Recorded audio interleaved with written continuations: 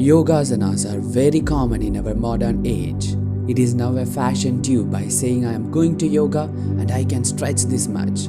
If you look at this very deeply, then there is something more than what people know.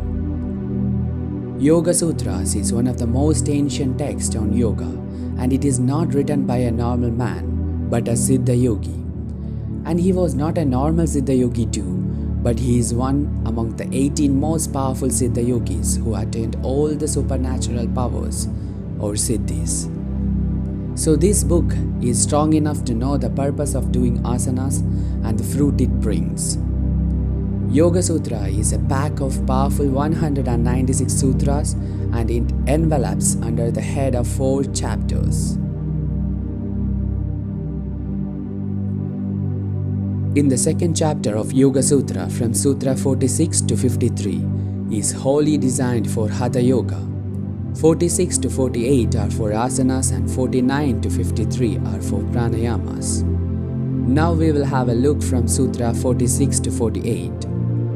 Sutra 46, Sthiram Sugam Asana. The posture should be steady and comfortable. Asanas are just a preparatory step to pranayama and meditation, and for some higher levels of practices like samadhi. Usually a beginner to yoga feels uncomfortable to sit in meditation for a longer duration of time by fixing the mind one-pointed.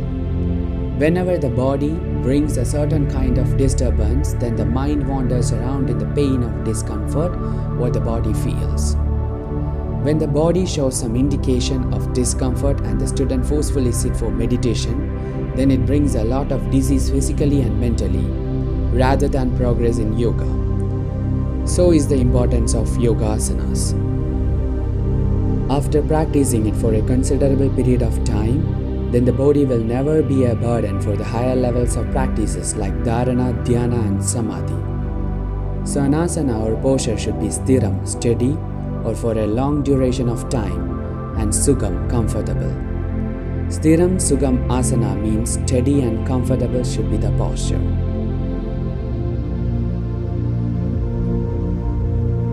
Sutra 47, Prayatna Shaidalya Ananta Samapatibhyam. He is not stating that one should do impossible postures to achieve yogasanas, but whatever that he does, even a simple posture, he should disappear to the core of his consciousness by meditating on the endless. Whenever a student closes his eyes in a posture, he has to be completely absorbed to the very core of his self, rather than floating in the surface of modern fanciful yoga of headstand and handstand and being in trouble.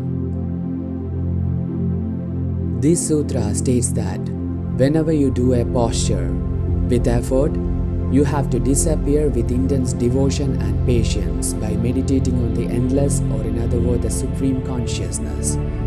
Then one achieves the steadiness and comfortable in various postures like Padmasana, Siddhasana or Bhadrasana, like sitting postures that one chooses to sit for a long time to practice pranayama and meditation. Sutra 48, Tado Dhunda Anabhikataha. This sutra is the result or the fruit a student reaps after practicing it for a considerable duration of time. Tado means from that, means the practice. Dvanda means dualities.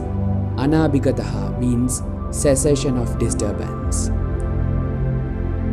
The result of long and devoted practice is that the student goes beyond all the dualities like pain and pleasure, heat and cold, and settles down with great strength and stability to practice pranayama and meditation for a longer duration of time without having any physical disturbance of dualities. And he qualifies to practice even in any temperature and atmosphere, like in desert and in snow-clad mountains.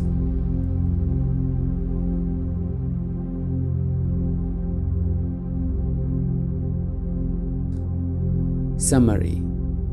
Sutra 46, steady and comfortable should be the posture. Sutra 47, one should be absorbed into the deeper consciousness by meditating on endless or ananta while performing the postures. Sutra 48. Then the sadhaka will be free from all the disturbance of dualities. In yoga, there is no such thing as advanced postures or basic postures. All the postures have their own qualities and power if one is intensely devoted while doing it, rather than breaking the body by performing asanas which is beyond one's capacity and which is not really demanded by any yogis. And the progress in yoga is not in any way calculated by the stretches and the impossible postures that one achieves.